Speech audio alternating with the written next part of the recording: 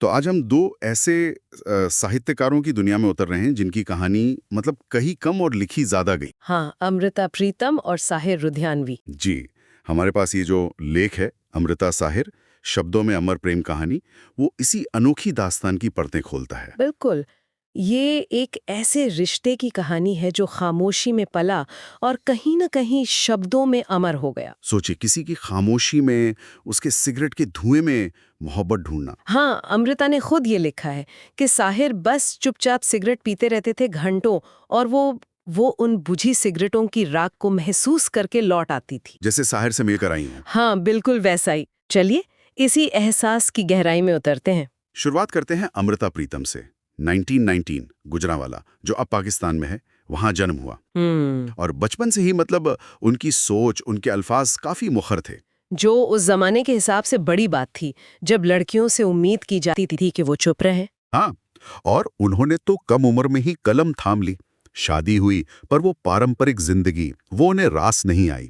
और ये समझना जरूरी है कि उस समय एक औरत का लिखना, खासकर अपने जज्बात लिखना, वो अपने आप में एक विद्रोह था। सही कहा। उनकी शादी में जो एक घुटन थी, शायद उससे निकलने का रास्ता वो उन्हें लिखने में मिला। वो एक तरह से अपनी आजादी लिख रही थी। और फिर थे साहिर लुधियानवी, लुधियाना में जन्मे। जी। उस वक्त तो अपनी नज्मों, अपने फिल्मी गीतों से वो दिलों पर छाए हुए थे। हाँ, बहुत मकबूल थे। जब अमृता उनसे मिली तो उनकी शख्सियत ने, खासकर उनकी वो खामोशी और आंखों की गहराई, उसने अमृता पर बड़ा गहरा असर डाला। हम्म। उन्होंने लिखा भी उनके बारे में, उसकी आंखों में बर्फ थी और कलम में आग। हाँ, ये बात बड़ी दिलचस्प है।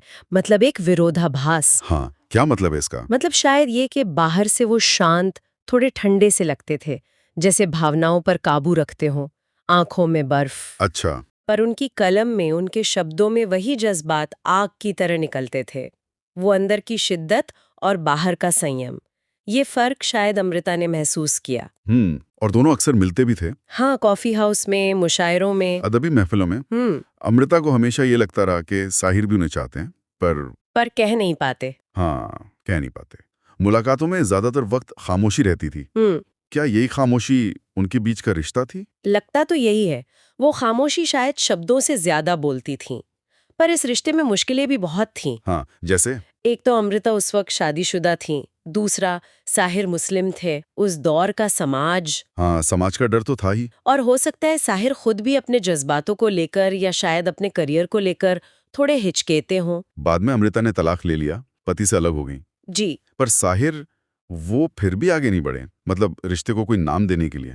उनकी जिंदगी में फिर सुधा मल्होत्रा भी आई। हाँ, गायिका सुधा मल्होत्रा। पर वो रिश्ता भी कहते हैं अधूरा ही रहा। तो क्या ये साहिर की शख्सियत का हिस्सा था, रिश्तों को लेकर एक तरह की झिझक? कहना मुश्किल है, पर ये पैटर्न दिखता है। हो सकता है ये सिर्फ समाज का डर न हो, शायद उनके अपने अंदर के कोई संघर्ष हो, या रिश्तों को लेके उनकी अपनी कोई सोच। नतीजा ये हुआ कि जो भावनाएं असल जिंदगी में नहीं कहीं गईं, वो शब्दों में उतर आई। हाँ बिल्कुल, उन्हें पनाह मिली उनके लिखे हुए में। अमृता की आत्मकथा है रसीदी टिकट। वो तो जैसे इसी अनकहे इश्क का एक दस्तावेज है। सही कहा। उसमें वो साहिर की पी हुई सिगरेट की राख तक सहेजने की बात करती हैं। ये छोटी छोटी बातें कितना गहरा लगाव दिखाती हैं। बिल्कुल।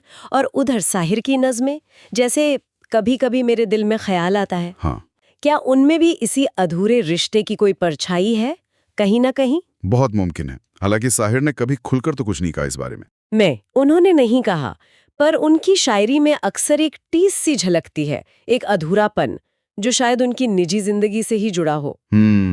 तो साहित्य यहाँ एक आईना बन गया, जहाँ वो जज्बात दिख सके जो जुबान पर नहीं आ पाए। असल में ये शब्द ही वो जगह बन गए जहाँ उनका रिश्ता खुलकर सांस ले सका। भले ही असल दुनिया में ना ले पाया हो। हाँ। 1980s में जब साहिर का निधन हुआ, अमृता ने लिखा कि अब वो खामोशियां भी नहीं रहीं जिनके सहारे वो जीती थीं। पर साहिर उनके लिए कभी अतीत नहीं बने।